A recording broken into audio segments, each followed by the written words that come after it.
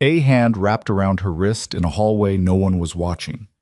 6 men in 5,000 suits, and not one of them looked like they planned to let her leave. She wasn't screaming, she wasn't begging, she was standing absolutely still, the way people stand when they've already calculated that no one is coming to help them. Logan Reeves saw all of that in under 3 seconds. He wasn't supposed to get involved. He was hired to watch doors, not start wars with men who owned half the city, but his feet were already moving before his brain finished the argument. Oh, if you've been waiting for the kind of story that keeps you up past midnight, you just found it. Subscribe to this channel right now so you never miss what comes next. Because the stories we tell here don't hold back. Hit that like button and drop a comment telling me what city and country you're watching from. I want to see how far this story travels. Now stay with me, because what happened inside that hallway changed 2 lives forever. The Blackwood Charity Gala was the kind of event where the champagne cost more per bottle than most people made in a week, and everyone in the room knew it and wanted you to know they knew it. The venue, a restored historic building in the financial district called Ashford Hall, had been rented for the evening at a figure the organizing committee never made public. Crystal chandeliers hung from 30-foot ceilings, string quartet in the far corner. Waitstaff moving through the crowd with the practiced invisibility of people trained to be seen only when needed. Logan Reeves stood near the East Corridor entrance and tried to remember why he'd taken this job. He knew the answer, of course. The answer was always the same. Emma's fall semester tuition for the private school she'd tested into. The water heater that had finally given out in October. The rear brake pads on the Civic that he'd been putting off for 2 months because every time he looked at the estimate, he felt a small, quiet panic. He refused to let go further than his chest. So, the Blackwood Gala. 8 hours, decent hourly rate, tips possible if the client was happy. He'd done 20 events like it in the past 3 years. Retirement parties for executives, product launches, fundraisers where the cause was secondary to the networking. He wasn't bitter about it. That wasn't quite the right word. He'd made his choice, and Emma was 11 years old and doing well in school and still wanted to have dinner with him at least 4 nights a week, which he understood was not going to last much longer and which he held on to quietly, the way you hold on to something you know is temporary. The earpiece crackled. Marcus, the lead coordinator, checking positions. East Corridor quiet, Logan said. Copy. Stay visible near the Hartwell group table if you can. Client request. Logan shifted his position without acknowledgement and moved through the edge of the room. He was not a large man in the way people expected security to be large. 6'1", lean, the kind of build that doesn't announce itself until it's already in your space. He had dark hair going gray at the temples earlier than he would have liked, and a face that people consistently described, when they described it at all, as calm. He'd been told this his entire adult life. You always look so calm. He'd stopped explaining what that actually cost. The Hartwell group table was toward the center of the room. 7 men and 2 women seated around imported linens, talking with the focused energy of people conducting business disguised as socializing. Logan recognized the type. He'd provided security at 3 of their events in the past 18 months. They were investment people mostly. Private equity. The kind of money that moved quietly and left damage that took years to fully catalog. He didn't watch them long. His eyes kept moving, the way they always did in rooms like this, cataloging exits, monitoring clusters of people, reading posture and body language, the way a weatherman reads pressure systems. It wasn't something he thought about anymore. It happened underneath his conscious attention, like breathing. The woman caught his eye at 9:47 p.m. She was moving toward the East Corridor, the hallway that led to the private meeting rooms and the secondary catering entrance, moving with purpose, or trying to. She was in a deep green dress, dark hair up, and she looked like she belonged at this event completely, and also like she desperately needed to leave it. Logan had learned to hold both of those things at once, without trying to resolve the contradiction. 3 men fell into step behind her. Then 2 more peeled away from a conversation near the bar and angled to intercept. Logan was already moving. The corridor was marble-floored and wide enough that sound carried differently than in the main hall. Quieter, more contained, the noise of the gala becoming a distant murmur behind them. By the time Logan reached the hallway entrance, the woman had stopped walking. She'd stopped because the men in front of her had stopped her. There were 6 of them total. Logan counted without appearing to count. The one doing the talking was heavy-set, late 50s, with silver hair and the confident posture of a man who had not been told no in a professional context in a very long time. He was holding a leather portfolio, and he was extending it toward the woman with a pen, and his voice was low and controlled in the way that voices get when they want to sound reasonable while communicating something that isn't reasonable at all. Victoria, this isn't a negotiation. This is a formality. You sign tonight, we table the discussion until Q2, and everyone goes home happy. I've already told you my answer, the woman, Victoria, said. Her voice was even. Not frightened. Exhausted, Logan thought. The specific exhaustion of someone who has been having a version of this conversation for longer than tonight. My answer hasn't changed because the venue has. You're being emotional. I'm being accurate. There's a difference.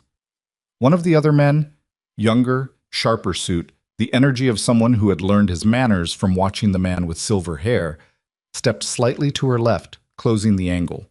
It wasn't quite blocking her. It was the move that comes just before blocking her. We have a flight at 6 a.m., he said. We need this resolved. Then you should have resolved it before you flew in. The silver-haired man's expression shifted. Not dramatically, just enough. He reached out and closed his hand around Victoria's wrist. Enough, he said. Sign the document. Logan said, let go of her arm. Everyone turned. He was standing at the corridor entrance with his hands loose at his sides. He'd said it the same way he'd say anything. Not loud, not aggressive, the tone flat and completely serious. The silver-haired man looked at him the way men like him look at service personnel who have miscalculated their station. This is a private conversation, he said. It stopped being a conversation when you grabbed her. Logan walked forward, not fast, not slow. Let go of her arm. Do you know who I am? Doesn't matter right now. A bark of laughter from one of the other men. He's a security guard. I work event security, yeah, Logan said, and kept walking until he was close enough that the silver-haired man would have to tilt his chin up slightly to maintain eye contact, which he did, because men like him always did. And you're going to let go of her arm. There was a moment. Logan had learned over a long time that most situations like this live or die in moments like this one. The pause where a person decides whether the thing in front of them is what they thought it was. The silver-haired man was reading him. People did that. They looked for the tells of uncertainty, the small physical adjustments that said a person was posturing. Logan had none. It wasn't something he performed. It was something that had been trained out of him so thoroughly that it had become structural. The man released Victoria's wrist. This is absurd, he said. There are exits at both ends of this corridor, Logan said. I'd suggest you use one of them. You have any idea what you're involving yourself in? No, Logan said, and I don't need to.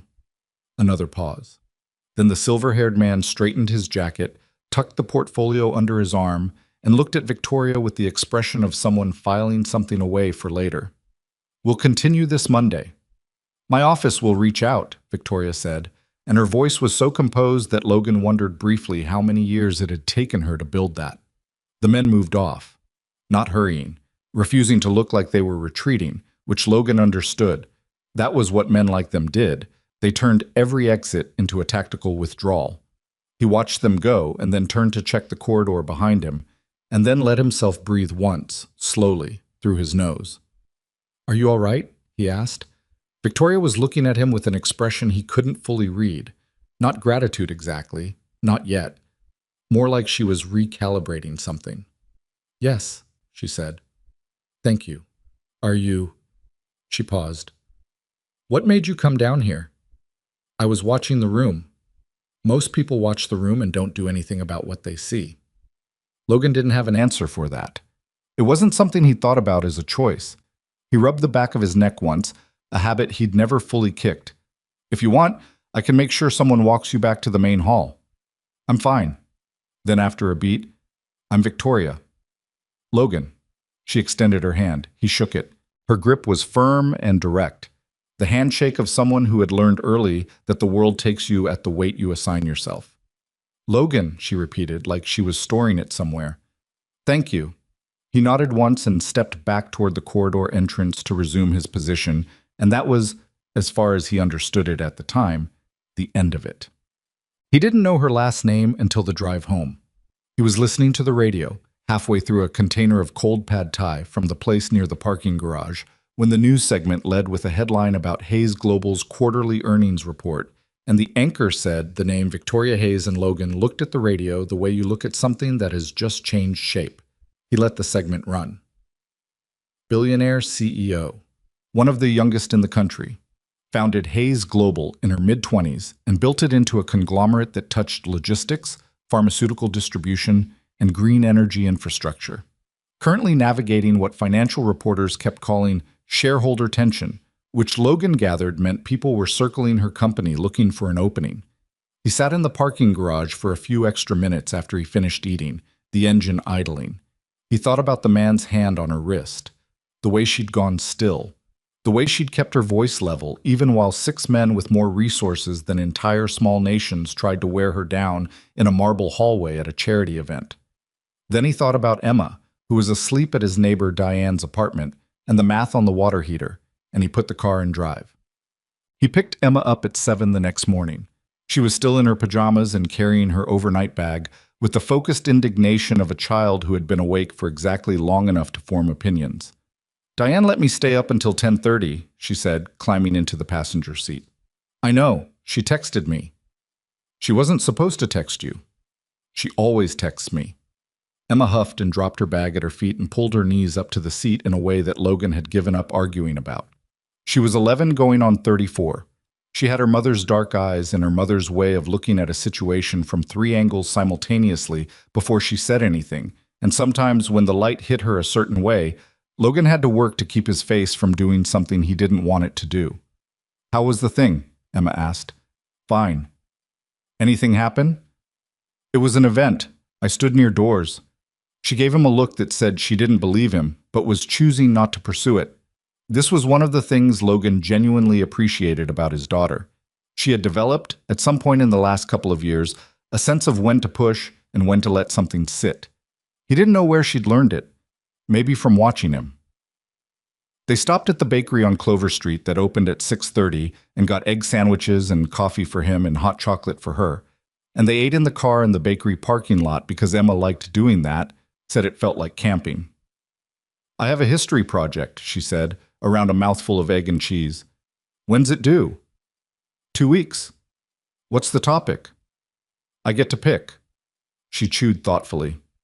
"I was thinking about the home front in World War II, like what people did at home while the war was happening."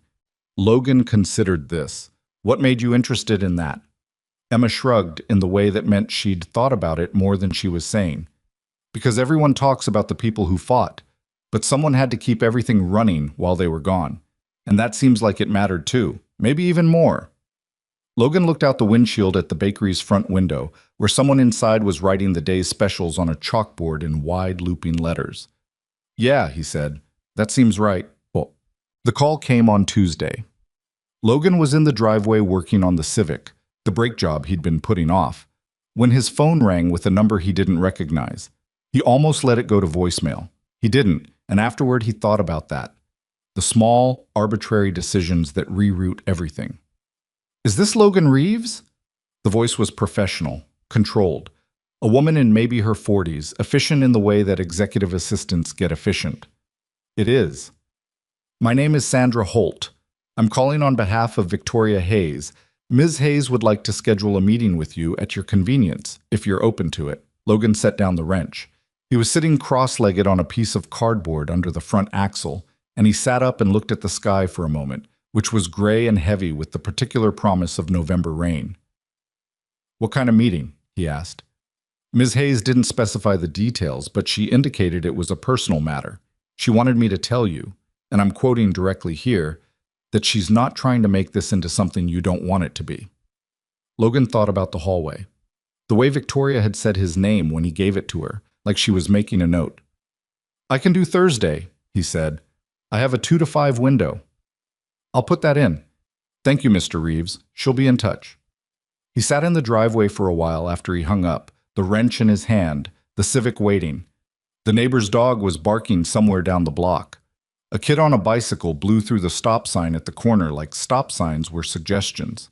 He didn't know what he was walking into. He'd spent years learning to be fine with that, And years before that learning that being fine with it was not the same as being ready for it. Those were different things. Thursday, he told himself, 2 o'clock. He picked the wrench back up and got back under the car. Thursday came in cold and overcast, the kind of November morning that made the city look like it was bracing for something. Logan parked 3 blocks from the Hayes Global Tower because the garage rates near the building were designed for people who didn't notice garage rates. And he walked the rest of the way with his hands in his jacket pockets and his breath making small clouds in the air. The building was exactly what he expected, and still somehow more than he expected. 42 stories of glass and steel with the Hayes Global logo set into the lobby floor in polished granite, the kind of architectural statement that said power without needing to say anything else. The security desk in the lobby was staffed by 2 people who were clearly not event workers. They had the posture and the quiet attentiveness of people with actual training, which Logan noticed and filed away without judgment. He gave his name. They checked it against something on their screen. One of them made a brief call, spoke in a low voice, hung up. "Ms. Holt will be down to escort you," the man said. Logan nodded and stood to the side of the desk and looked at the lobby, the way he always looked at rooms.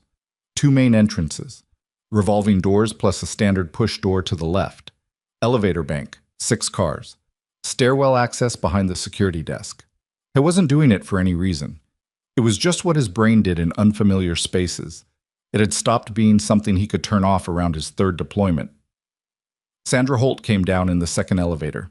She was exactly what her voice had suggested. Mid-40s, efficient, wearing a dark blazer and carrying a tablet with the focused energy of someone who managed 12 things simultaneously and considered that a light day. "Mr. Reeves," she extended a hand. "Thank you for coming." "Thanks for the call." She walked him to the elevators and pressed 38. The doors closed and she didn't make small talk, which Logan appreciated. "Ms. Hayes is finishing a call," Sandra said, looking at her tablet. "It shouldn't be more than a few minutes." "I'm not in a hurry." Sandra glanced at him sideways, briefly, with the expression of someone recalibrating a prior assumption. Logan didn't ask what the assumption had been. The 38th floor was quieter than he expected. Not silent. There was the background hum of an office in motion, phones and keyboards, and the low murmur of people in glass-walled conference rooms, but the specific kind of quiet that comes from people who have learned to work without unnecessary noise. Sandra led him past the main open floor and through a set of frosted glass doors to a corner office that took up more square footage than Logan's living room and kitchen combined. She told him to make himself comfortable and left him there. He didn't sit. He looked at the room instead. The desk was large and functional, covered in organized stacks of documents that suggested a person who worked at the desk rather than used it as a prop. One wall was windows. The city spread below in its gray November version, traffic moving in slow threads, the river visible in the distance. A second wall held a whiteboard with what looked like a logistics flowchart, half erased and redrawn in different colored markers, the kind of document that showed someone working through a problem in real time over several days. There were 2 framed photographs on the credenza behind the desk. Not many, for a CEO's office. One was an aerial shot of what looked like a distribution facility, the Hayes Global logo visible on the roofline. The other was a candid, slightly informal, Victoria, with an older woman who had her eyes, both of them laughing at something outside the frame. Logan was looking at the flowchart when the door opened. "You were on time," Victoria said, and she said it like it surprised her, which told him something about the people she spent her days with. She looked different than she had at the gala, which was obvious, different clothes, different setting, but it was more than that. There was something less armored about her in here, which seemed counterintuitive given that this was her territory. Maybe that was exactly why. She was wearing dark slacks and a cream-colored blouse, and her hair was down, and there was a coffee stain near the hem of her left sleeve that she either hadn't noticed or had stopped caring about sometime before he arrived. "Traffic cooperated," Logan said. She smiled briefly at that and moved to her desk and gestured toward the chairs across from it. "Sit, please. Can I get you anything? Sandra makes better coffee than anyone on this floor. I'm not sure she knows I know that." "I'm fine, thanks." He sat. She sat across from him and folded her hands on the desk and looked at him directly in the way that people do when they've decided to skip the warm-up. "I'm going to be straightforward with you," she said. "I don't actually have a business reason to call you in here. I told Sandra it was a professional matter because Sandra worries, and I didn't feel like fielding questions. She paused. The real reason is that I wanted to say thank you properly, and I wanted to understand who you are. Logan looked at her. Who I am. The man who stepped into that hallway when 6 people with a combined net worth larger than some countries were trying to back me into a corner. She said it without drama, just laying the shape of it out. Nobody does that for a stranger, not in those rooms. Some people do. I've been in those rooms for 9 years. I haven't seen it. He didn't have an argument for that. He looked at the window for a moment, at the gray city outside. I wasn't thinking about who they were. I saw your face before you saw me watching, and I knew what was happening. What did you see? He thought about how to say it. Someone who had already decided no help was coming, he said, and was managing that. The room was quiet for a beat. That's accurate, Victoria said. She got up and went to the small credenza behind her desk and poured herself coffee from a carafe, not asking again if he wanted any, respecting the answer he'd already given, and came back and sat down and wrapped both hands around the mug. It was a slightly worn ceramic mug, not the kind of thing you'd expect in a CEO's office, with the logo of what looked like a 10K run from several years back. Another small detail that didn't fit the room. Tell me about the event security work, she said. Is that what you do full-time? Pretty much. I do some consulting too. Risk assessment for private clients, venue security planning. You were military. It wasn't a question. He met her eyes. How'd you know? The way you walked into that corridor, the way you positioned yourself. My head of physical security is ex-Army. He moves the same way. She tilted her head slightly. Which branch? Navy. How long? 12 years. She waited, and he understood she was waiting to see if he'd add anything, and when he didn't, she didn't push it. That was another point in her favor. He'd found that people either pushed on the military history or they went out of their way to perform respect for it, and both versions were their own kind of uncomfortable. Victoria just moved on. Do you like the event work? He considered lying and decided against it. It pays what it needs to pay. I'm not looking for more than that right now. What are you looking for? Nothing complicated, he said. Stability, predictability. I have a daughter. She's 11. Those are the things that matter. Something shifted slightly in Victoria's expression. You're raising her alone? Yeah. She looked at the mug in her hands. How long? Since she was 4. Victoria didn't say she was sorry. She didn't say it must be hard. She just nodded slowly, the nod of someone absorbing information rather than performing a reaction to it, and Logan found he was grateful for that too. I should probably tell you, she said after a moment, that after Saturday night I had my assistant look into you, your background. I wanted to know who you were. She said it straightforwardly, not apologetically, because she'd already told him she was going to be straightforward. I hope that doesn't bother you. What did you find? Enough to understand that the man in that corridor was not an accident. He didn't say anything. 12 years in the Navy, 3 deployments, commendations that don't get handed out easily. She paused. And then you left. And you've spent the last 7 years being very deliberately quiet about all of it. I left because it was time to leave, Logan said. That's not a complete answer. No, he agreed. It's not. She watched him for a moment and then let it go, and that was the right call. Some things you earn the full answer to over time, and she seemed to understand that without being told. I was there for an hour and 20 minutes. It was not what he'd expected. He'd expected something more formal, more structured. A thank you with logistics attached. Maybe a check in an envelope, a handshake. Done. Instead, they talked. About the city, about the logistics industry, about a news story that had run that week about infrastructure failures in the Midwest that both of them had opinions on. At one point, Victoria pulled up the half-erased flowchart on the whiteboard and explained what she was working through. A supply chain redundancy problem that her operations team kept solving in ways that created new problems downstream. And Logan looked at it for a few minutes and said, "You've got 2 single points of failure here and here," pointing to spots on the board. "And the solution you keep reaching for plugs one while it feeds the other." Victoria looked at him, then at the board. She picked up a marker, drew a line he hadn't suggested, but that followed the logic. Like this? Yeah, probably. She capped the marker and looked at the board for a long moment. My operations director is going to be annoyed that an event security consultant spotted this in 4 minutes. I won't tell him if you won't. She laughed. It was a real laugh, surprised out of her, not the kind of laugh that people use in business settings to signal warmth. It changed her face, made her look younger and also more tired at the same time, the way real laughter sometimes does when it happens in the middle of a hard stretch. Logan checked his watch and stood up. I need to pick up my daughter at 3:15. Victoria walked him to the elevator herself, which he suspected was not what she normally did. In the corridor outside her office, away from the desk and the formal architecture of the space, she seemed slightly less like a CEO and more like a person who had been alone with a problem for a long time. "Logan," she said, when the elevator doors opened. He turned. "The men in that hallway on Saturday," she said. "They're not finished.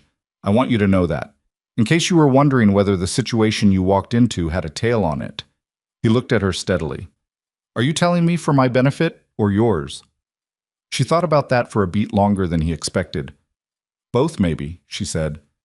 "Is that an honest enough answer?" "It is." "I'd like to talk again," she said, "if you're open to it, not for professional reasons, just—" She paused, and for the first time in the conversation, she looked slightly uncertain, which was a strange thing to see on her face. "I don't have a lot of people I can talk to who aren't trying to get something out of the conversation."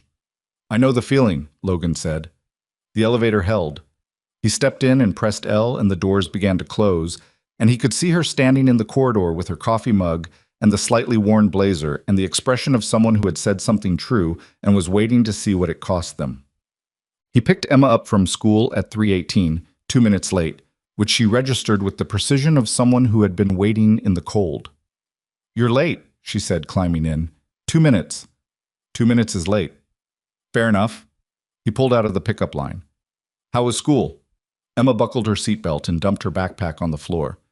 "We had a substitute in math who didn't know what she was doing, which, I respect the honesty. She literally said, 'I'm not great at this topic, but let's figure it out together.' And I thought that was actually kind of cool, but we didn't figure it out together. She just showed us a YouTube video."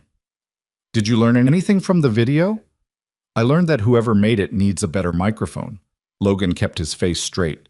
They stopped at the grocery store on the way home, and Emma pushed the cart with the focused commitment of a child who took grocery shopping seriously, which she did, because she had opinions about food that had developed in the last year into something Logan could only describe as a personality. She wanted to make pasta that night, not from a box. She'd watched something online and wanted to try a technique involving pasta water, and she explained it to him with the intensity of someone presenting a business case. "The starch in the water thickens the sauce without adding cream," she said. "It's called emulsification." "Where did you learn that word?" "The internet." "The internet that also gives you YouTube videos with bad microphones." She looked at him. "It contains multitudes," she said. Logan stopped in the middle of the pasta aisle and looked at his 11-year-old daughter. "Where did you get it contains multitudes?" "Mrs. Farrell. We're reading Whitman." He put the pasta in the cart and said nothing, because what was there to say? His daughter was reading Whitman and making arguments for emulsification and doing a history project about the home front. And he was standing in a grocery store aisle at 3:45 on a Thursday afternoon, feeling something that he couldn't fully name, but that had weight to it, the good kind of weight that you carry differently than the other kind. Victoria called on Sunday morning, which surprised him. He was in the garage, a separate structure behind the house, which was one of the reasons he'd rented the place, the garage, working on a '72 Chevelle that belonged to a client named Terrence, who was in no particular hurry, which Logan appreciated because the car needed more work than Terrence understood, and explaining it in stages was easier than explaining it all at once. He picked up with greasy hands and managed to get the phone against his ear without too much damage. "It's Victoria," she said. "Is this a bad time?" "I'm mid-carburetor. Give me a second." He set down what he was holding and picked up a rag. "Okay." "I didn't know you worked on cars." Terrence didn't know the carburetor was rebuilt wrong the first time someone fixed it. He leaned against the workbench. "What's up?" "I have a situation developing at work. I'm not calling about that. I'm not trying to make you part of my professional problems." She paused. "I'm calling because I've been thinking about what you said Thursday." "Which part?" "About stability, predictability." The things that matter. She was quiet for a moment. I used to know what those things were for me. I've been trying to figure out when I stopped knowing. Logan looked at the Chevelle, at the engine with its patient mechanical problems, each one solvable if you took enough time with it. What did it used to be? He asked. Working on something real, something you could see the shape of. She paused again. I started the company because I wanted to build something, and somewhere along the way I stopped building and started defending, and I'm not sure those are the same job anymore. They're not, Logan said. No. A small exhale. I didn't call to talk about this. I don't know why I'm talking about this. It's okay. I was actually calling to ask if your daughter would want to come to the Hayes Global Family Day next month. We do one every year for employees and their families. I realize that's strange, given that you don't work for me. It is a little strange, Logan said. I know. You can say no. She stopped. Started again. I thought it might be something she'd enjoy, and I thought it was a reason to see you again that wasn't manufactured. He looked at the engine for a moment, at the parts laid out in order on the workbench, each one waiting to go back in its right place. I'll ask her, he said. That's all I'm asking. Victoria. Yeah. The men from the corridor, he said. The one who grabbed your wrist. Who is he? Silence for a beat. His name is Gerald Hartwell, she said. He controls 14% of Hayes Global through a holding company. He's been trying to force a board restructure for 8 months. And the documents he wanted you to sign Saturday night would have given his group enough leverage to call a shareholder vote, which they would have won with the proxies they've already secured. Her voice was even, reporting it rather than performing distress about it. It's not over. I told you it wasn't over. What are you going to do? Fight, she said. The same thing I always do. A pause. What about you? What are you going to do? Logan thought about the corridor. The 6 men and the marble floor and the way she'd gone still, the way she'd said his name like she was storing it. Ask Emma about Family Day, he said. He could hear the small shift in her breathing that might have been relief or might have been something else. Okay, she said. Okay, tell her I have a better microphone than the YouTube guy. Logan blinked. I told you that story? You told me that story? He hadn't remembered telling her, which meant he'd been more at ease in that office than he'd let himself register at the time. He turned that over in his mind after they hung up, standing in the garage with the Chevelle and the parts laid out in order and the cold coming in under the garage door, thinking about what it meant that he'd said more than he intended to and hadn't noticed until now. Emma said yes to Family Day before he finished asking the question, which told him she'd been paying more attention than she let on, which was exactly what he should have expected, because she was her mother's daughter, even in the ways she'd never been able to learn it firsthand. That thought sat with him for the rest of the afternoon, the way certain thoughts do. Not painful exactly, just present. Just something that had happened and was still happening in the particular way that losses do, quietly, in the background of everything else. He went back to the carburetor. He worked until the light outside the garage windows went flat and gray, and he heard Emma calling him in for dinner from the back door, her voice carrying clearly across the yard. He wiped his hands, put down the tools, locked the garage, walked back to the house where the lights were on, and the smell of pasta and something with garlic was coming through the door, and his daughter was standing in the kitchen explaining emulsification to nobody in particular because she'd been thinking about it all day and needed to say it out loud. Some things, Logan thought, you don't protect because they're perfect. You protect them because they're yours. Family Day at Hayes Global fell on a Saturday in early December, cold enough that people's breath showed when they talked outside, warm enough that it wasn't miserable. The company had taken over the event space on the building's 4th floor, a wide-open area normally used for all-hands meetings that had been converted for the day into something that looked like a fair crossed with a career showcase, booths set up around the perimeter, food tables, a section in the corner where the engineering team had built something interactive involving robotics that immediately attracted every child in the room. Emma walked in and stopped just inside the entrance and looked at all of it with the focused assessment of someone taking inventory. This is bigger than I thought, she said. Bigger than I thought too, Logan said. He hadn't known what to expect exactly.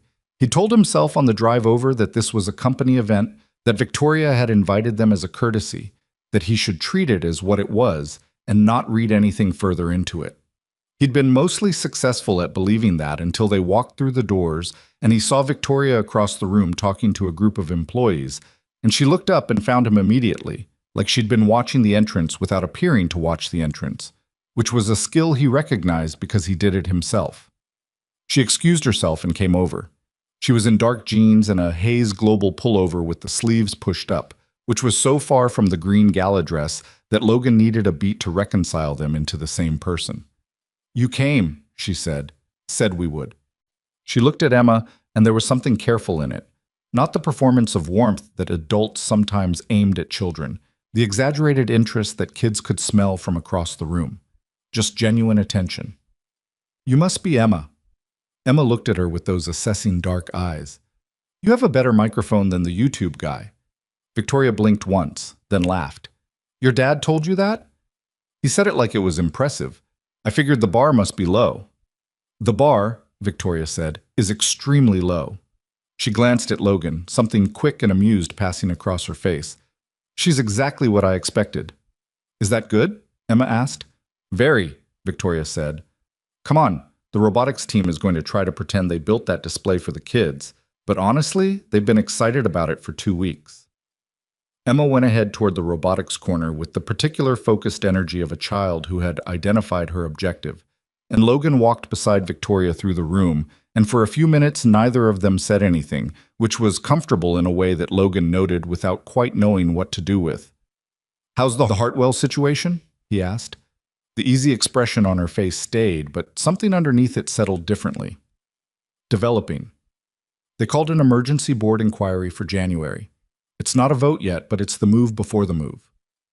"What does your legal team say?" "They say we have grounds to challenge the procedural basis of the inquiry," which is probably true, and also probably a fight that costs us 3 months and a lot of goodwill with shareholders who are already nervous. She watched a group of kids chase a small wheeled robot across the floor. "What I actually need is something that changes the underlying math. Not a defense, a counter." "Do you have one?" "I'm working on it." She paused.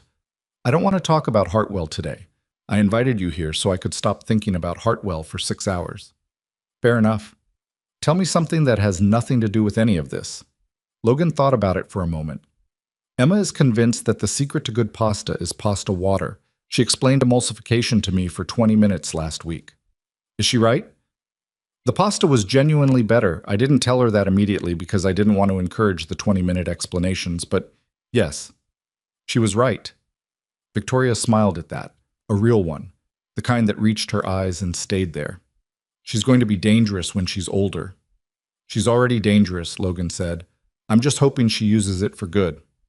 They spent most of the morning moving through the event in loose orbit, sometimes together, sometimes pulled apart by the natural physics of the space. Logan talked to a few of Victoria's employees who approached him with the cautious curiosity of people who had heard about the gala corridor secondhand and were trying to reconcile the story with the person standing in front of them. He didn't give them much to work with. He answered what he was asked, deflected what he wasn't comfortable with, and spent a significant portion of his attention watching Emma, who had attached herself to the robotics team with the intensity of a small asteroid entering a gravitational field. One of the engineers, a young woman named Priya, who had the harried energy of someone who was brilliant and knew it and was slightly exhausted by both facts, had taken Emma under her wing with the enthusiasm of someone who had found an unexpected intellectual match. "She asked me why we use servo motors instead of stepper motors for the directional control," Priya told Logan when he checked in. "I've been here 4 years and 3 of my interns never asked that." "What did you tell her?" "I told her the truth, which is that stepper motors would give us more precision, but servo motors are more forgiving of load variation. And she said, 'So you traded accuracy for reliability?' And I said yes, and she said, 'That seems like the right call for a demo environment.'" Priya looked at him. "She's 11? 11 and a half, Emma said, without looking up from the component she was examining. Logan left them to it. He found Victoria near the food tables, filling a plate with the distracted efficiency of someone who has learned to eat at events because events are when eating happens. She handed him a plate without being asked, which he thought was either intuition or the habit of someone who had staffed enough events to know people forget to eat. "Priya has basically adopted Emma," he said. "Priya adopts anyone who asks good questions. It's her primary personality trait. Victoria picked up a fork. Emma seems completely at ease here. She's at ease most places. I don't know where she got that. Not from me. Victoria looked at him sideways. You seem pretty at ease. I've learned to look that way. It's not the same thing. She was quiet for a moment, considering that. What does it actually feel like? Underneath, Logan ate something, thought about whether he was going to answer honestly, decided he was. Like running a background process, he said. Constant assessment, exits, angles, people's energy. It's not anxiety exactly. It's just always on, has been for a long time. Does it ever shut off? In the garage, he said. When I'm working on a car. And sometimes when Emma's talking about something she's figured out. He paused. That's about it. Victoria held her plate and looked out over the room. Mine is work, she said, when I'm actually solving something. Not managing, not defending. Solving. It goes quiet then. She turned back to him. We're both people who found the off switch by staying busy. Yeah, Logan said. Probably. Is that a problem? Probably, he said again. She laughed, short and a little rueful, and they stood there eating bad event catering beside each other while Emma learned about servo motors 40 feet away. And Logan thought that this was not what he'd expected December to look like, but he couldn't say it was worse for the surprise. It was about 2 weeks after Family Day that things started to shift in ways Logan hadn't anticipated. He'd been doing more work for Victoria's team, not as event security, but the risk assessment consulting that he did on the side. Sandra had reached out through proper channels, made it a proper arrangement with proper paperwork, and Logan had been careful about that, about keeping it clean and professional and separate from whatever else was happening, because he understood that conflating the two things would make both of them harder to manage. He was sitting in a coffee shop near the Hayes Global Tower on a Tuesday afternoon, going through a venue assessment for a shareholders event they were planning in February, when a man sat down across from him uninvited. Logan looked up. He didn't recognize the face immediately, but he recognized the type, late 50s, groomed with the expensive effortlessness of someone who'd been well-funded for long enough that it had become natural. The man had ordered a coffee that he set down with the deliberateness of someone marking territory. Mr. Reeves, the man said, I'm Daniel Forsyth. I represent certain interests associated with the Hartwell Group. Logan set down his pen. This table's occupied. I'll be brief. Forsyth had the practiced calm of a man who had delivered uncomfortable conversations as a professional service for decades. I wanted to make you aware of something that I suspect Victoria Hayes hasn't told you. I'm going to stop you there, Logan said. The company she inherited? I said stop. Logan's voice was quiet, exactly as quiet as it had been in the corridor at the gala, and it had the same effect. Forsyth paused. Whatever you came here to tell me, the answer is no. I'm not interested in information from people who work for Gerald Hartwell. I watched Gerald Hartwell put his hand on a woman's wrist in a hallway while 6 of his people blocked her exit, so you understand why I'm not inclined to take his framing of anything. Forsyth looked at him with a thin, patient expression. Mr. Reeves, I'm not here to threaten you. I'm here as a courtesy. You're here because someone decided I might be useful as a pressure point, and they sent you to find out if I'm soft enough to lean on. Logan picked up his pen. I'm not. Good afternoon. Forsyth sat there for a moment longer than was comfortable, then stood, buttoned his jacket, and left. Logan watched him go. Then he took out his phone and called Victoria. She picked up on the second ring. Hey. A man named Daniel Forsyth just sat down at my table in a coffee shop and introduced himself as representing certain interests associated with the Hartwell Group. Silence for 3 seconds. Where are you? Rowan Coffee, 2 blocks south of your building. He's gone. Are you all right? Fine. I'm telling you because you need to know they're looking at the people around you. He paused. Which means they know I'm around you. Which means someone in your orbit is talking. Another silence, this one different. She was processing, not reacting, which he'd come to understand was her default when things got serious. What did he say? Nothing. I didn't let him get to it. Logan leaned back in his chair. Victoria, is there something you haven't told me? About the company? About Hartwell? About any of it? There are a lot of things I haven't told you, she said. Most of them are boring. What are the interesting ones? A long pause. Can you come up? I'm in the middle of your February risk assessment. Bring it with you. Sandra wasn't at her desk when Logan arrived on 38, which meant Victoria had managed her schedule, cleared the window, removed the witness. He noticed that without commenting on it. Victoria was standing at the whiteboard when he came in, the supply chain diagram from his first visit long gone, replaced with something new. A web of names and connections in red and blue marker. She had a marker in her hand, but she wasn't writing anything. She was just standing there looking at it. I inherited Hayes Global at 26, she said, without turning around. My father built it. He also built some of the relationships that came with it, including the Hartwell Group's original stake. She paused. Gerald Hartwell and my father were partners in the beginning, before I was born, before the company was a company. Logan closed the office door behind him and stood near it. What happened between them? My father bought Gerald out in the early years when Gerald wanted to liquidate and my father didn't. Gerald got a fair price at the time. The company then grew into something neither of them had projected. She turned around. Gerald has spent 30 years believing he was owed what the company became, not what it was worth when he sold, what it became afterward because of work he didn't do. And now he wants to take it back. He wants to take it from me specifically, she said, which is a different thing. She set the marker down on the credenza. My father died 4 years ago. Gerald came to the funeral and said all the right things and then filed the first shareholder action 6 weeks later. Logan looked at the web on the whiteboard. What was Forsyth trying to tell me? What's the thing he thought you hadn't? Victoria met his eyes. There's a narrative they're building. They've been feeding it to financial press for 3 months. That I'm erratic. That I'm making personal decisions that compromise the company's strategic direction. She held his gaze steadily. You're part of that narrative now, Logan. A former military contractor with no corporate background who has the CEO's ear. They're going to use you as evidence that my judgment is compromised. The room was quiet.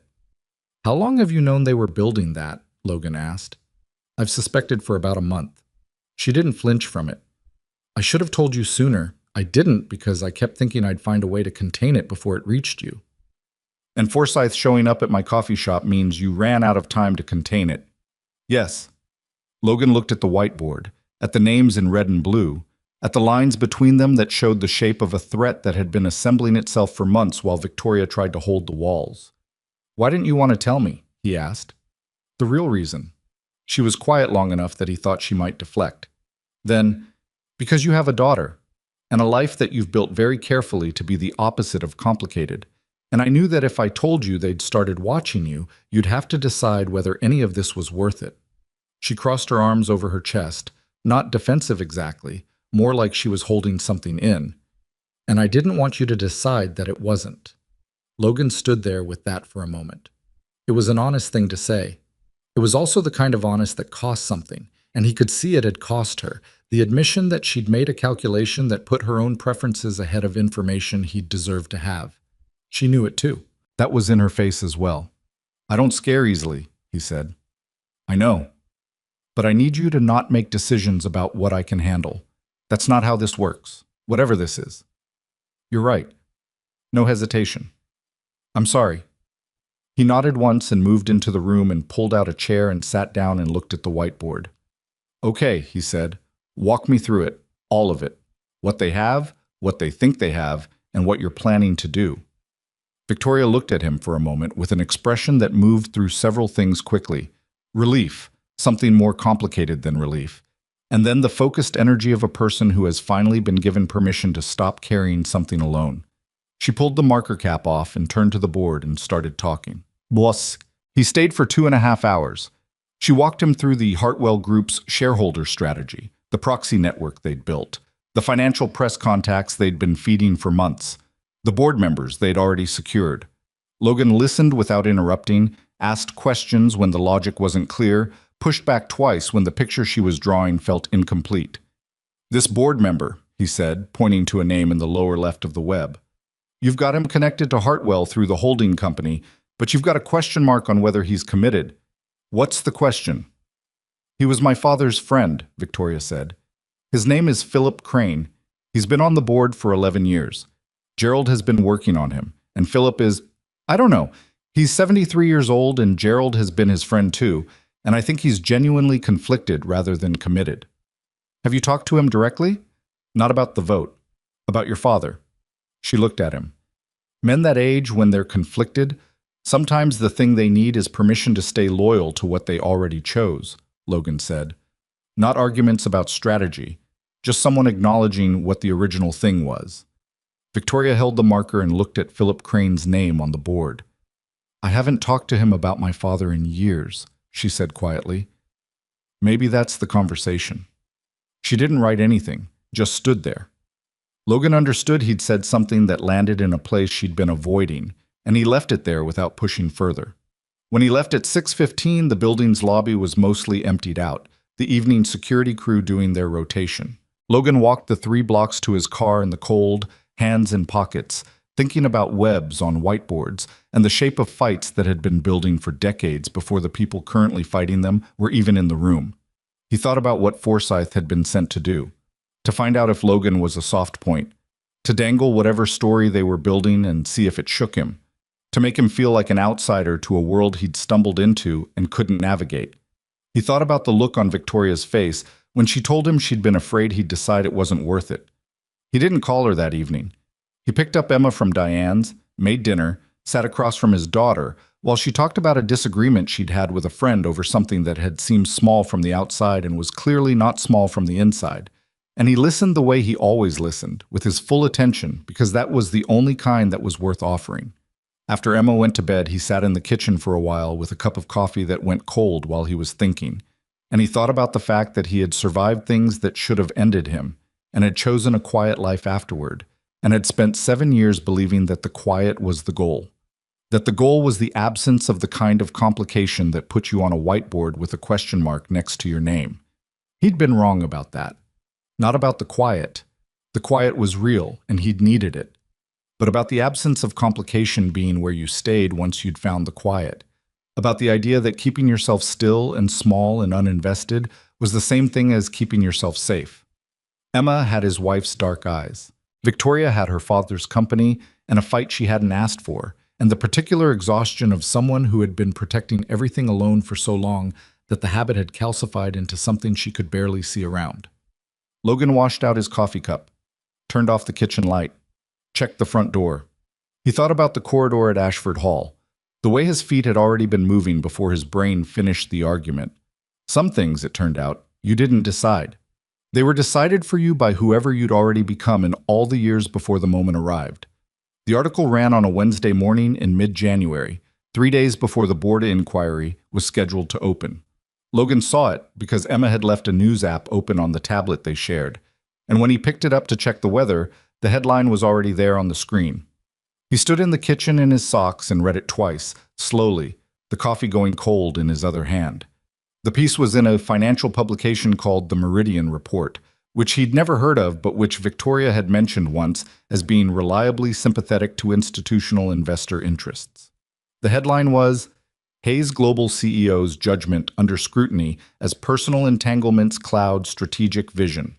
The byline belonged to someone named Carter Webb, and the article ran long, 15 paragraphs, carefully sourced to anonymous insiders and unnamed board-adjacent figures, which was the journalistic equivalent of a weapon fired from a covered position.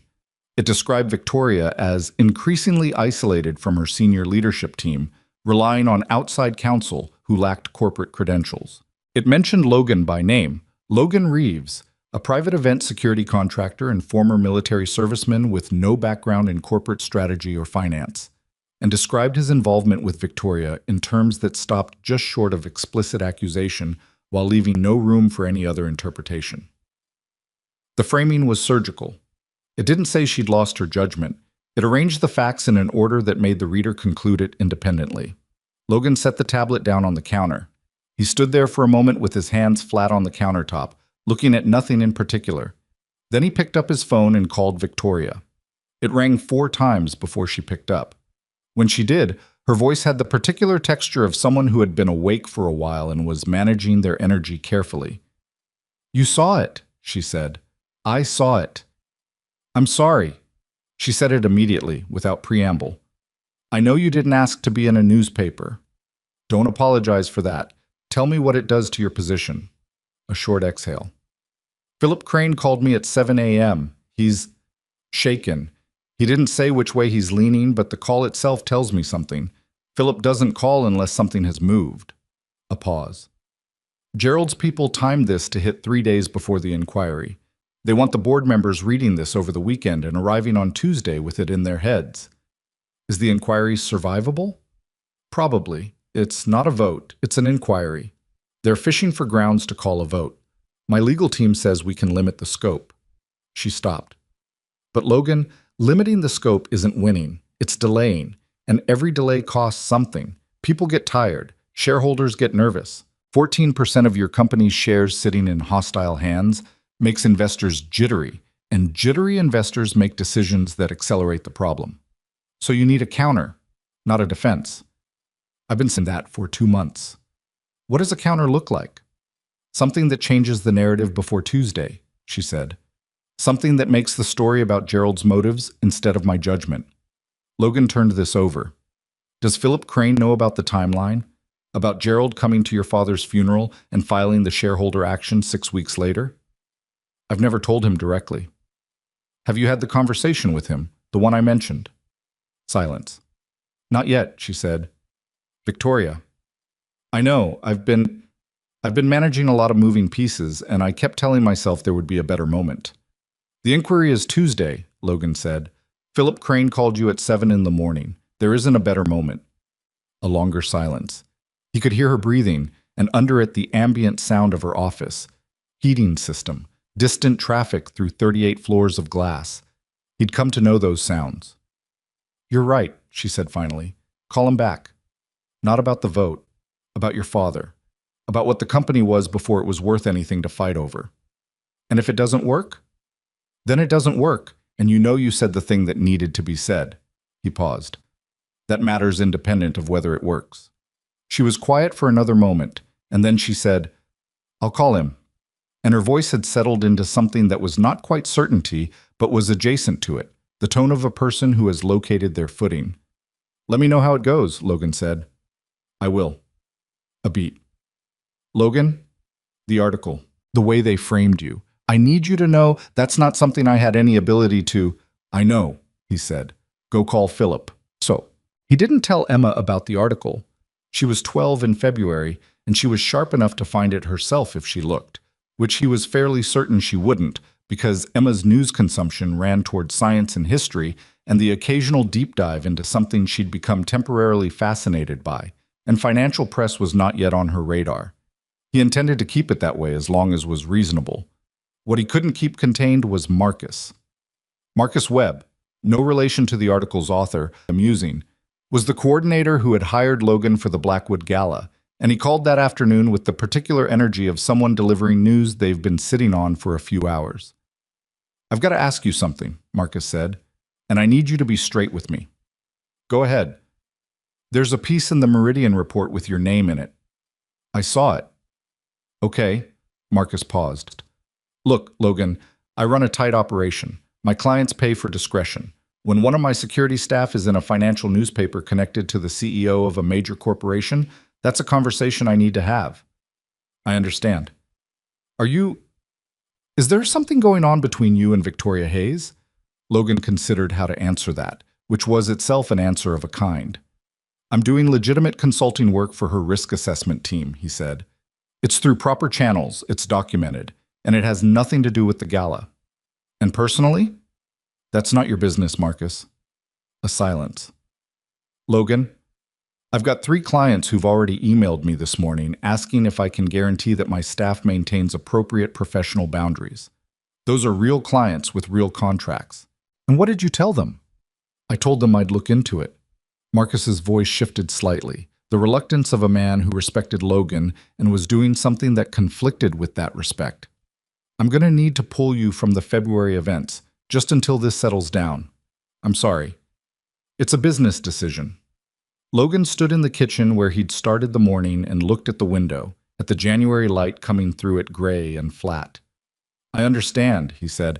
I'll put you back on rotation when… Marcus, it's fine. He meant it, mostly. Thank you for calling instead of just pulling me. He hung up and stood there doing the math.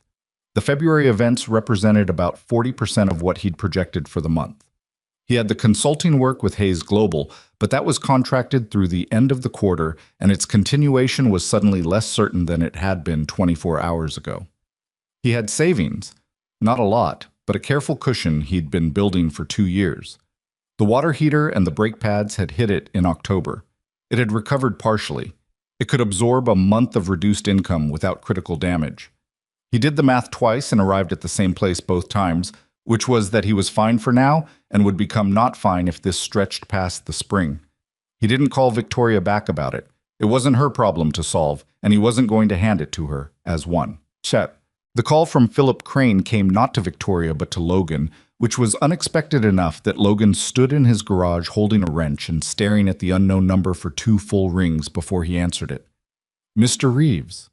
The voice was older, measured, with the particular cadence of a man who had learned to speak carefully and then done it long enough that it had become natural. My name is Philip Crane. I apologize for contacting you directly.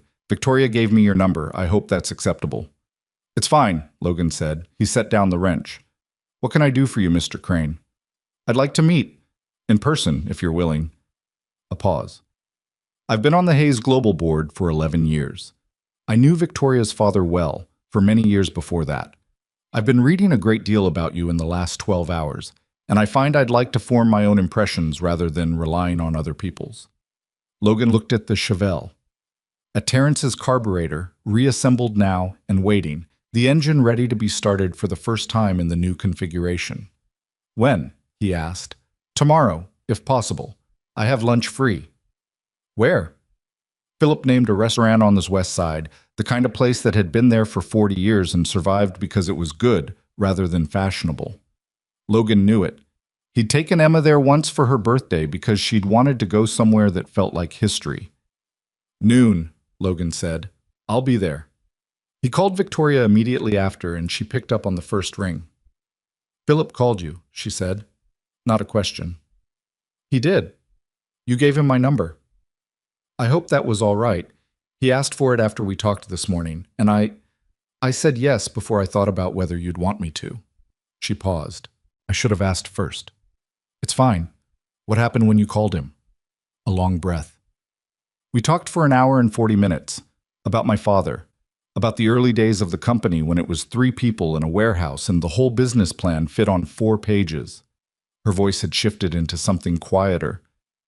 I forgot how much Philip knew about that time. He was there for a lot of it. My father used to call him when things went sideways because Philip was calm in a way my father wasn't. And he'd listen, and then he'd say the thing that reoriented everything. Did it help, talking to him? I think so. She paused. He didn't make me any promises, but at the end of the call, he said that he had watched Gerald Hartwell for 30 years, and he had never seen Gerald build something. He'd only ever seen him evaluate what other people built and decide what his cut should be. Another pause. He said my father built things, and that he hoped the company was still in the hands of someone who did the same. Logan was quiet for a moment. That's not nothing. No, she said. It's not. She exhaled. What do you think Gerald wants from lunch with you? Philip, not Gerald. I know, Philip, at 73, with all of his history with my father, having lunch with you the day before the inquiry. She paused. He's doing due diligence. He's trying to understand who you are so he can decide what it means that you're in the picture. That's fine, Logan said. I'm not hard to understand. You're harder to understand than you think. He didn't respond to that immediately. Outside the garage door, the January afternoon was going dark early, the way January did, the light disappearing before you were ready for it. I'll let you know how it goes, he said. Philip Crane was already seated when Logan arrived, which he'd expected. Men like Philip arrived early to everything because arriving first was a form of control, and Philip was old enough that it wasn't a strategy anymore, just a habit so deep it had become instinct. He was smaller than Logan had imagined from the name on the whiteboard, with white hair and the kind of face that had settled into its age without fighting it. He stood when Logan approached, which Logan noted, and shook his hand with a firm grip that said he'd once been stronger and was comfortable with what remained. Mr. Reeves, thank you for coming. Mr. Crane. They sat and ordered and did the preliminary circulation of the menu with the practiced ease of two people who were not actually thinking about food. Philip ordered something with salmon. Logan ordered a burger and noticed Philip take that in without comment, which itself was a form of comment. "How long did you serve?" Philip asked, when the menus were gone. 12 years, Navy. My son was Army. 2 deployments back in the early years of the wars. Philip set his water glass down carefully. He came back different, not bad different, just different, like he'd learned something that he couldn't quite translate into the language everyone else was speaking. "That's accurate," Logan said. "You left by choice." "I did." "Because of your daughter." "Partly. Also because..." Logan stopped, considered, continued. "Because I'd seen what the work did to people over time, and I'd seen what it did to me over time, and I decided that wasn't the direction I wanted to keep moving." Philip nodded slowly. "Victoria tells me you intervened at the Blackwood Gala without knowing who she was. I didn't know until I heard her name on the radio that night. What made you step in?" Logan thought about how he'd answered this before, with Victoria, in her office with the whiteboard and the worn coffee mug. He gave Philip the same answer because it was the true one. "I saw her face before she saw me watching. She'd already decided no help was coming and was managing that. That's a specific thing to see on someone's face. I've seen it in a lot of different contexts." Philip was quiet for a moment. "Gerald Hartwell has a version of you," he said. "In this narrative he's constructed. A man with a military background and no corporate experience who has inserted himself into a billionaire CEO's life for reasons that aren't clearly professional. He said it without edge, just laying it out. I read the article this morning. I suspect you did too." "I did." "Is Gerald's version wrong?" "It's constructed to lead you to a conclusion while giving itself room to deny it," Logan said, "which is different from being wrong about the facts. The facts in it are mostly accurate." He paused. "I met Victoria in a hallway. I did consulting work for her company through proper channels. We've spent time together. None of that is what Gerald's version is actually about." "What is it about?" "It's about making her look like she has bad judgment so that the board members he hasn't secured yet arrive on Tuesday already halfway convinced." Logan picked up his water glass. "It's a timed piece. 3 days before the inquiry. That's not analysis. That's a move." Philip looked at him for a long moment. "You understand corporate strategy." "I understand how people try to control rooms," Logan said. "The rooms are different. The approach isn't." The food came. They ate for a few minutes in a silence that wasn't uncomfortable. "I've known Gerald Hartwell for 30 years, Philip said eventually. "He was never the kind of man who built things.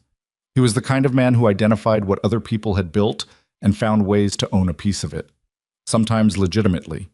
Sometimes," he paused, choosing the word carefully, "sometimes through the application of sustained pressure." Victoria said something similar. "Victoria's right." Philip set down his fork. "She is also her father's daughter in ways that sometimes work against her. James Hayes was brilliant, and he was stubborn, and he had enormous difficulty asking for help even when he needed it desperately. I watched him nearly lose the company twice in the early years because he couldn't make himself say out loud that he was in over his head." He looked at Logan. "Victoria does the same thing. She carries it alone until she can't anymore." "I know," Logan said. "The fact that you know that tells me something." "What does it tell you?" Philip considered the question with the patience of a man who had learned that good answers didn't benefit from being rushed.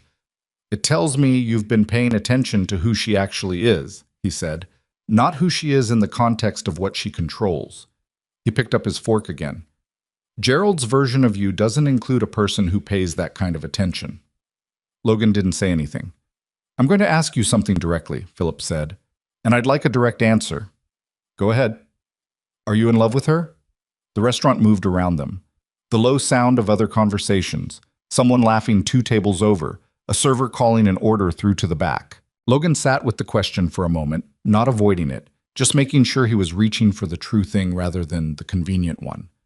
"I don't know yet," he said, "but I think about her more than I'm used to thinking about anyone. And I know that what happens to her company matters to me, not because of what she's worth, but because of what she put into it." He paused. "That's as honest as I can be right now." Philip nodded once, slowly, as if the answer had confirmed something he'd been working out. I'm going to the inquiry on Tuesday, Philip said. I haven't made a final decision, but I want you to know that what I'm deciding is not primarily about corporate strategy. He met Logan's eyes. It's about what James Hayes spent 30 years building, and whether it stays in the hands of someone who understands what it actually is. And what is it? Logan asked. Philip was quiet for a moment. A promise he made to himself when he had nothing, he said. That if he built something real, he'd keep it real. That it would mean something beyond what it was worth. He looked at his plate. Gerald never understood that. He valued the company at what he could liquidate it for, and James valued it at what it represented. They were never measuring the same thing. Logan thought about the whiteboard in Victoria's office, the half-erased flowchart from his first visit, the fact that she'd been working through a supply chain problem on a whiteboard in her own office, instead of having someone handle it because she wanted to understand it herself. She's the same way, Logan said. She measures it the same way he did. Philip looked at him. Something moved through his expression, quick and not entirely neutral. Yes, he said. She is. He picked up his water glass. That's why this matters. Logan called Victoria from the parking lot after.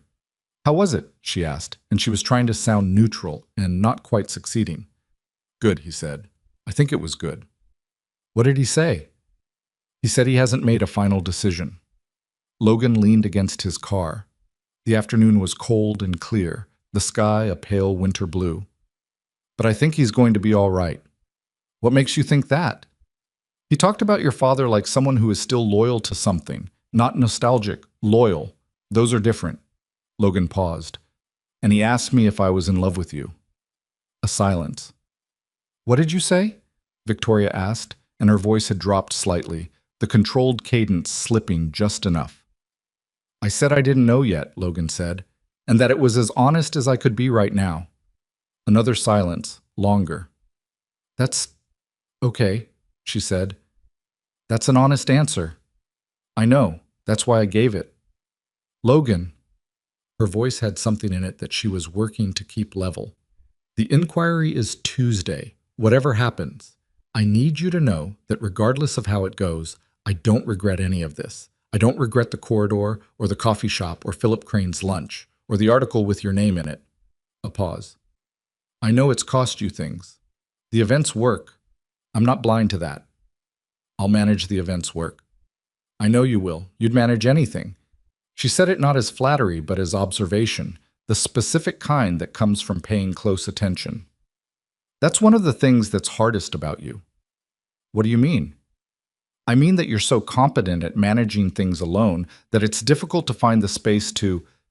She stopped, started again. It's hard to help someone who has already handled everything before you get there. Logan stood in the parking lot with the winter light failing around him and turned that over. He thought about Emma's pasta and Terrence's carburetor and the math he'd done twice on the savings account and handled alone because that was what he did. The background process always running, the exits always cataloged. I'm working on that, he said. I know. And then quieter. Me too. They stayed on the line for a moment without speaking, just the ambient sound of each other's afternoons coming through the phone.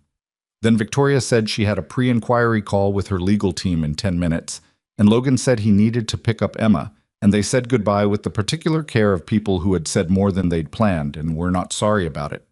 He drove to Emma's school with the heat on and the radio off, thinking about Tuesday and Philip Crane and the way certain things you'd spent years keeping simple had a way of becoming complicated in the exact shape of what you actually needed, whether you were ready for it or not. Emma was waiting at the curb with her backpack and the reliable assessment of a child who had been watching her father more carefully than he'd been watching himself. She climbed in and buckled her seatbelt and looked at him. You okay? She asked. Yeah, he said. Good day, actually. She studied him for another moment with those dark eyes.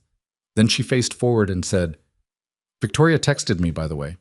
She sent me an article about servo motors and prosthetics applications. It was really good. Logan pulled out of the pickup line. When did you give her your number? He asked. Family Day, Emma said. She asked if she could, and I said yes. A pause. Is that okay? Logan thought about Victoria remembering Emma's interest in servo motors weeks later and finding something she'd want to read and sending it on an ordinary Tuesday in the middle of the worst week she'd had in months. Yeah, he said. That's okay. Emma nodded, satisfied, and pulled out her phone to text something back.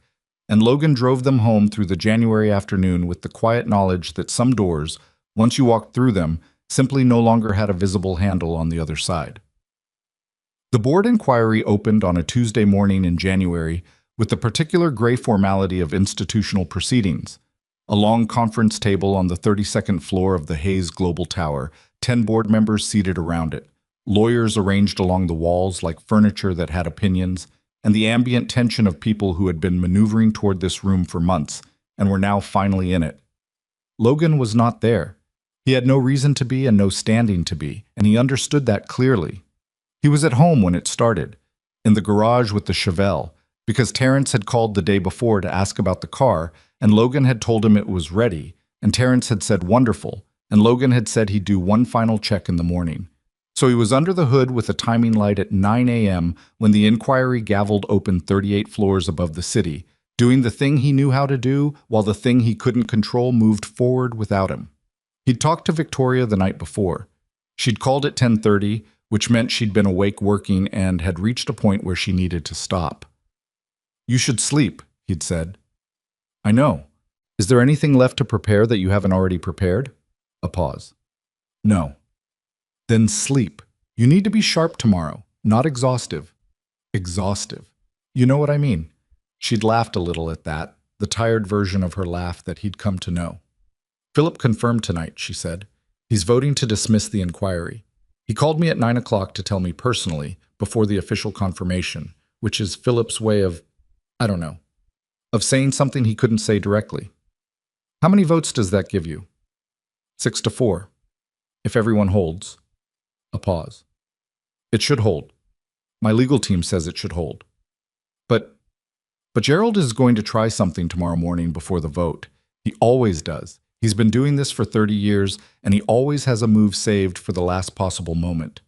She was quiet for a beat. "I just don't know what it is this time." Logan had stood in his kitchen at 10:30 at night thinking about Gerald Hartwell's final move, and he'd said, "Whatever it is, it won't change Philip, and it won't change the 5 others you've secured. He's trying to shake one vote loose. Make sure your 6 know to expect something and have decided not to be shaken." "I've told them." "Then you've done everything." Another silence. "Logan." Her voice had something in it, the kind of something people arrive at when they're tired enough that the careful management of what they say has worn down to something more truthful. "Whatever happens tomorrow, I need you to know that the last 2 months I've been." She stopped, tried again. "I forgot what it felt like to have someone in my corner who wasn't there because of what I controlled. I forgot that was something that could exist." He'd stood there with the phone in his hand and the kitchen quiet around him. "It exists," he said. "I know that now." A breath. "Okay, I'm going to try to sleep." "Good. Thank you. For everything. For the corridor and Philip and all of it." "Go to sleep, Victoria." She'd laughed again, slightly more real this time, and they'd said goodnight, and Logan had stood in his kitchen for a while after she hung up, not moving, just holding the shape of it. Terrence came to pick up the Chevelle at 11, which meant Logan had 2 hours under the hood, and then the particular satisfaction of hearing an engine turn over correctly. A sound that meant a problem was solved, done, finished, which was not a feeling available in every area of his life. And so he allowed himself to enjoy it fully when it showed up. Terrence was a man in his mid-60s who'd owned the Chevelle since he was 22, and talked about it the way people talk about something they have a complicated and permanent relationship with. He stood next to Logan and listened to the engine run and put his hand on the hood the way people do, feeling the vibration. And he said, "She sounds like herself again." And Logan said, "She does." And they stood there for a minute, just listening. After Terrence left, Logan washed his hands at the garage sink and checked his phone. Nothing from Victoria yet. The inquiry was still running. He went inside and made lunch and did some paperwork on 2 pending consulting proposals and picked up the risk assessment report he'd been finishing for a pharmaceutical distribution client, and at 2:17 p.m. his phone lit up with Victoria's name. He picked up before the second ring. "It's done," she said. He waited. 6-4. They voted to dismiss the inquiry. Her voice was controlled, the way she controlled things when she was managing how much of herself to show, but underneath it something was loose, something that had been held very tight for a very long time. Gerald tried to introduce a supplemental filing this morning, some financial projections his team had put together that were designed to look independent. My legal team challenged the procedural basis in about 40 minutes. Philip moved to strike it from the record before the vote, and the chair agreed. And Gerald? A short exhale. He sat there while it happened. He's very good at sitting still when things don't go his way. I've watched him do it before. He was doing the calculation. What's salvageable? What's the next move? She paused. He still has 14%. He's not gone. But he's lost the procedural momentum, and without that, he's just a hostile shareholder with a grievance and not enough leverage to act on it. What does your legal team say his options are? He can try to build support for a formal vote, but that requires a different threshold and he doesn't have the proxies. He can sell his stake, which nets him a significant return but amounts to admitting defeat. She paused. Or he can just hold, sit on the shares and wait for another opening. Which one will he do? He'll hold, she said immediately. Gerald doesn't sell, he waits. He's waited 30 years already in his own mind. He'll wait longer. Another pause. But waiting isn't the same as having a plan, and right now he doesn't have one. Logan leaned back in his kitchen chair. Outside the window, the January afternoon was doing what January afternoons did, going gray and cold and directionless, the light disappearing incrementally. How are you? He asked. A silence that was different from the strategic silences. Tired, she said. Really, genuinely tired. The kind that goes down past the point where coffee reaches. That's what happens when you've been running on adrenaline for 2 months. I know. A breath. I want to see you, she said. Just like that, direct and slightly unguarded, the way she got when she was too tired to manage the presentation of things. Not for any particular reason. I've spent all day in that room and I want to see someone who was rooting for me because he wanted to and not because he was paid to. Logan looked at the window, at the gray afternoon. I'll come to you, he said. Give me an hour. He picked Emma up from school first and dropped her at Diane's with the explanation that he had a work thing, which was close enough to true that he didn't feel the compromise of it too sharply. Emma accepted this with the characteristic equanimity of a child who had learned that her father's work operated on unpredictable schedules. And then as Logan was heading back to the car, she appeared at Diane's door and called after him. Tell her congrats, Emma said. Logan stopped, turned around. How do you know about that? Emma tilted her head in the way that meant the question was self-answering. She texted me at like 2:30. She said, good news today, tell your dad. So I'm telling you. She paused. Also, I've been following the news. Since when do you follow financial news? Since someone I know became part of it, Emma said, and went back inside before Logan could formulate a response. He stood on the sidewalk for a moment. His 11-year-old daughter had been following the financial news. He filed this away under the growing category of things about his child that he hadn't fully accounted for. Victoria was in her office when he arrived, which no longer required escort because Sandra had added him to the building's access list sometime in December without anyone making a formal announcement of it. He took the elevator to 38 and found her behind her desk with her jacket off and her shoes off and her feet tucked up on the edge of the chair in a way that no business photographer would ever capture because it was entirely human and slightly undignified and completely real. She looked up when he came in, and something in her face did the thing it did now when she saw him, the small, involuntary easing of something held tight. You came, she said. Said I would. He sat in the chair across from her desk, the same chair he'd sat in on his first visit, 2 months and a significant amount of life ago, and looked at her, and she looked at him, and for a moment neither of them said anything because the room was quiet and the day had been long and some things don't need to be accelerated. Philip called me after the vote, she said eventually. He said he wanted me to know that his decision had nothing to do with tactics or board politics. He said he made it because he asked himself what James Hayes would have done with 14% held by someone who wanted to strip the company for parts, and the answer was fight. And he decided he was still loyal to that. Logan nodded. He also said, she stopped, looked at her hands. He said that whoever I had around me who was worth keeping, I should keep them. That James spent too much of his life making decisions about the company and not enough decisions about the people. The office was quiet. He was talking about you, Logan said. He wasn't subtle about it. She looked up. Philip Crane is 73 years old and has been on corporate boards for 30 years, and he is the least subtle man I have ever met when he has decided what he thinks. Logan looked at the whiteboard behind her desk. The web of names in red and blue marker. The one she'd drawn for him when she'd finally told him everything. Gerald's name was in the top right corner with its network of connections. It looked different now, knowing the vote had gone the way it had. Not erased, not resolved, but contained, the shape of a threat that had been reduced to its actual size. I want to ask you something, Victoria said. Okay. And I want you to answer honestly, even if the honest answer is complicated. I'll try. She looked at him steadily. What do you want? Not from this, not from the situation, from your life. What does it look like, the version you're actually trying to build? It was not the question he'd expected, which was maybe the point. He sat with it for a moment, the way he sat with things that deserved honest treatment rather than quick answers. Stability, he said. For Emma, primarily. But not just for her. He paused. I want the quiet I built over the last 7 years. I don't want to give that up. But I've been... He stopped. Tried again. I think I confused quiet with closed. And I've been closed for a long time, and I told myself it was the same thing. It's not, Victoria said. No, I know that better now. He looked at her. What do you want? She was quiet long enough that he knew she was reaching for the true version rather than the presentable one. To stop running the company like I'm defending it, she said. To run it like I built it, like it's something alive that I'm responsible for, not a position I'm protecting, she exhaled. And I want... She stopped. Something moved through her expression, and she let it stay visible rather than managing it away. I want what today felt like, when it was over.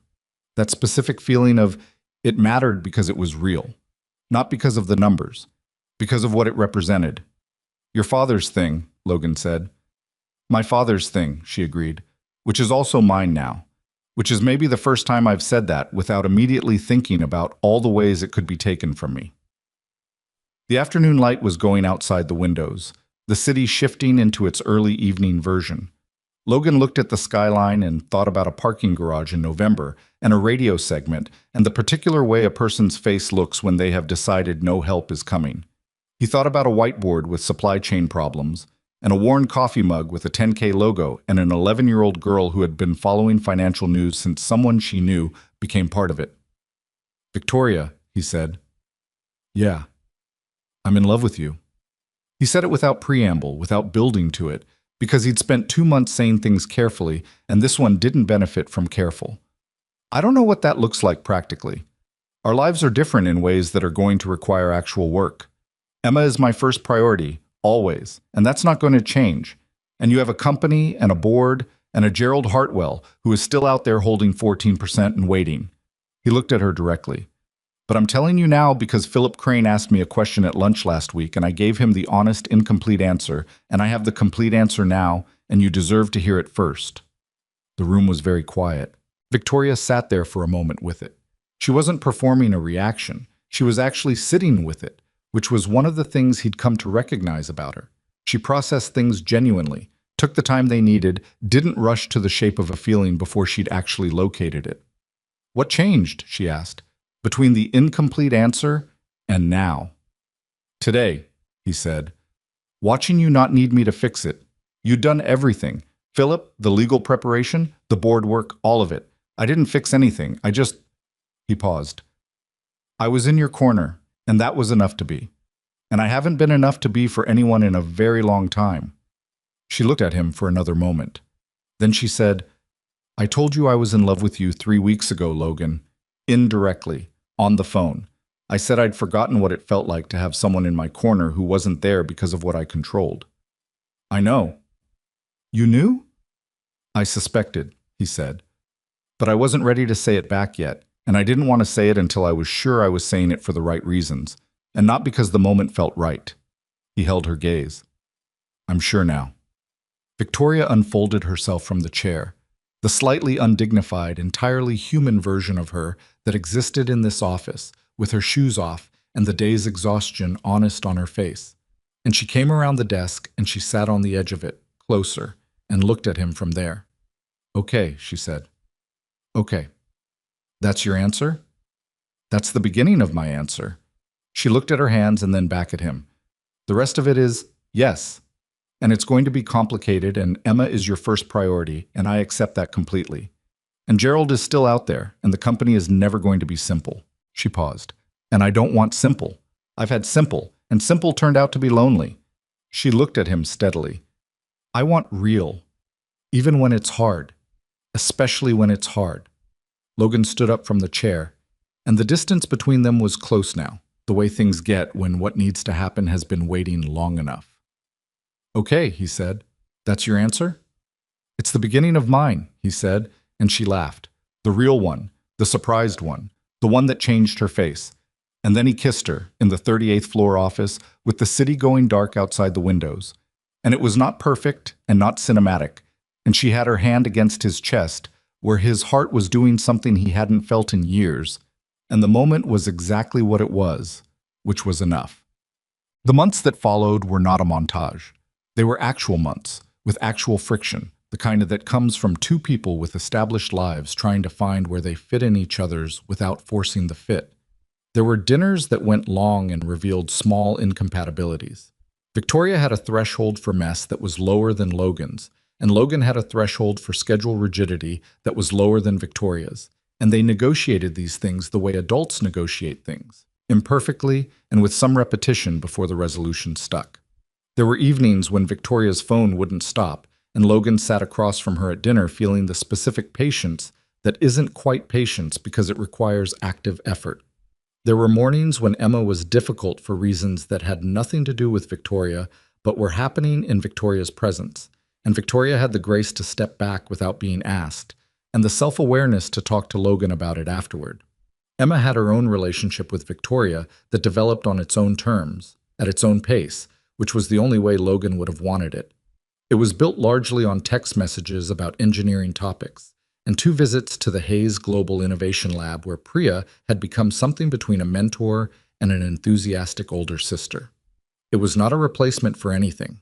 Emma had her own clearly defined understanding of what her life had been and what it was becoming, and she navigated that with the specific emotional intelligence of a child who had been paying close attention to her father for years and understood more about how loss worked than 12-year-olds should have to understand. The conversation came on a March evening, unexpectedly, the way real conversations tend to arrive.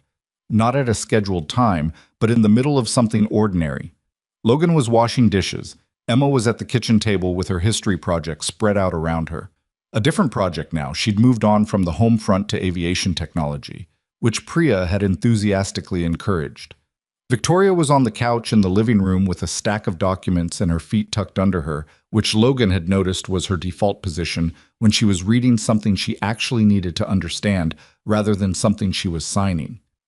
Emma looked up from her project and looked at Victoria and then looked at her father and said, in the voice she used when she had thought about something for a long time and was finally saying it, "Are you going to marry her?"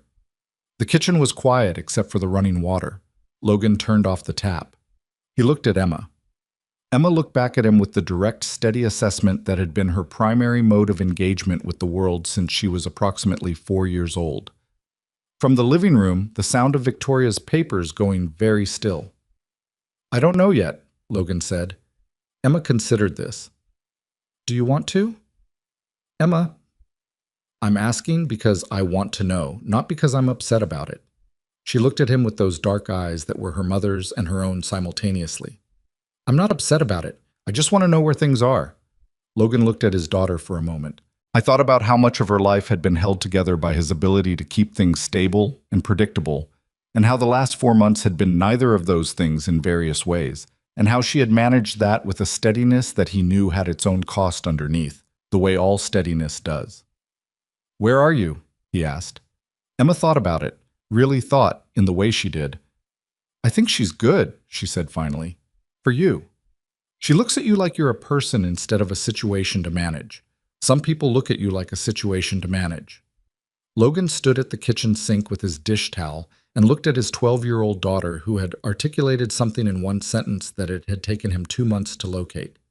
"Yeah," he said, "she does." Emma nodded, satisfied, and went back to her project. From the living room, the papers resumed their quiet sound. Gerald Hartwell sold his stake in Hayes Global in April. He did it through a brokerage in the third week of the month, in a transaction that took 2 trading days and was reported in the Meridian Report with 4 paragraphs that described it as a strategic portfolio rebalancing, which was Carter Webb's way of covering a retreat without calling it one. The transaction returned Gerald a significant profit on his original investment. It also meant he was done. Victoria called Logan when the transaction closed. She was calm in the way she got after things ended. Not relieved exactly, more like a sustained alert had simply stopped sounding, and the silence it left behind needed a moment to be recognized. "He's sold," she said. "I know. I saw the filing." "You follow the SEC filings now?" "Sandra sends them to me." A pause. "Sandra sends you the filings." "She started doing it in February. I didn't ask her to. I think she decided I should know." Victoria laughed. "Sandra has decided you're part of the operation," she said. "That's actually a significant endorsement. Sandra doesn't decide things like that about many people. I'll send her a thank you card." "She'd probably frame it." They were quiet for a moment, the comfortable kind. "How does it feel?" Logan asked. "Strange," Victoria said. "Like I've been bracing for something for so long that I don't quite know what to do with my body when there's nothing coming." She paused. "Also like I want to call my father and tell him, which is—" She stopped. "I know," Logan said. "He would have found some way to make it about the next problem," she said, not bitterly. It was just the shape of who the man had been. He was always already moving to the next thing, but I think somewhere under that he would have been proud. "He would have," Logan said. He said it without qualification, because some things you can say with certainty when you know enough of the story. She was quiet for a moment. "Logan." "Yeah. I want to come over for dinner tonight, not a restaurant, not anywhere with a table I have to book. Just your kitchen, the 3 of us." "Emma's doing a project on the Wright brothers," he said. "She'll talk about it for the entire meal." "I know. She texted me about the Kitty Hawk wind conditions this morning." A pause. "I've been reading about it so I can have opinions." He stood in his garage where he'd taken the call, next to the now empty space where the Chevelle had been, the space already waiting for the next thing Terrence or someone else would bring him. 6 o'clock, he said. "I'll make the pasta. You can evaluate my emulsification." "She's going to say yours isn't as good as hers." "It's not," Logan said, "but she doesn't need to hear that from me." It was a Saturday in June, 9 months after the Blackwood Gala, when Logan proposed. Not at a restaurant, not at any of the obvious places a person might choose for the obvious reasons. He proposed at Clearwater Park, the park 3 blocks from the house where he and Emma spent their weekends when the weather was right. The park with the old wooden benches, and the pond and the walking path around the perimeter that Logan had covered about 1,000 times with Emma on her bike, and then on foot, and once on rollerblades, which had been a brief and inadvisable phase. It was a Saturday morning, and they'd walked to the park, the 3 of them, because Emma had wanted to feed the ducks, which she still did at 12 with the self-awareness of a person who knew she was too old for this, and was doing it anyway because it was her park, and her ritual, and she'd earned it. Victoria walked beside Logan on the path with her hands in the pockets of a jacket he'd seen her wear maybe 40 times now, and Emma was ahead of them at the edge of the pond, and the morning was the particular warm and unhurried kind that only June manages. Logan had the ring in his jacket pocket. He'd had it for 3 weeks. He'd had it made by a jeweler on Morton Street who'd worked with him on the design. Not elaborate, not a statement, something real and lasting, and built to survive a person who worked with her hands and moved fast through the world. He'd shown it to Emma before he showed it to anyone, because that was right, because she was the first consideration and always would be. Emma had looked at it for a long moment and then looked at him and said, "It's really good, Dad," which was, from Emma, the highest available rating. He waited until Emma had exhausted the bread she'd brought for the ducks, and wandered down the path a bit to examine something near the water's edge. And then he stopped walking. Victoria stopped with him, turning to look at him with the slight question that came with unexpected pauses. He took the ring out of his pocket. She looked at it, then at him. Something moved through her face that was not performed and not managed, and not the CEO version of any expression he'd ever seen. It was just her, the real version, the one that existed in the 38th floor office with her shoes off. "Victoria," he said, "I'm not going to give you a speech. You know me well enough to know I don't have one." He held the ring and held her eyes. "I want to build something with you. Not merge two lives, build something that's its own thing. With Emma and with whatever comes after. The complicated version of it. The version that has Gerald Hartwell somewhere in the distance, and Emma's engineering phases, and your board meetings, and my garage." He paused. "I want the real thing. I think you do too." She was looking at him with the shine in her eyes that she wouldn't quite let become tears, which was so entirely her that it made something in his chest tighten with recognition. "Yes," she said, simply, directly, without preamble, the way she gave answers when she was certain. He put the ring on her finger. It fit. He'd measured carefully. Down the path, Emma had stopped pretending she wasn't watching. She raised both fists in a quiet, private, entirely unself-conscious gesture of satisfaction, and then turned back to the pond as if she'd been watching the ducks the whole time. Victoria saw it and laughed, and it was the full version of her laugh, the one that came from somewhere real, and Logan laughed too, and they stood there on a path in a park in June, while a 12-year-old girl pretended not to have opinions about the situation and failed completely. There's something that doesn't get said often enough about the people who come back from hard things and rebuild quietly. The ones who don't make noise about what they survived. The ones who show up for work and pick their kids up from school and fix other people's cars and garages and carry what they're carrying underneath without expecting anyone to notice or to help. Those people exist in every city, in every neighborhood, in the ordinary movements of ordinary days, and the world largely doesn't see them because they've gotten very good at not being seen. Logan Reeves had been that person for 7 years. He'd built something real in the quiet, a daughter who could argue about emulsification and read Whitman and identify single points of failure in a supply chain at 11 years old. He'd built it on the specific kind of love that doesn't announce itself, that just shows up every morning and makes breakfast and attends the school events and does the math on the savings account twice to make sure the number is right. That kind of love is not dramatic. It doesn't make good stories in the conventional sense.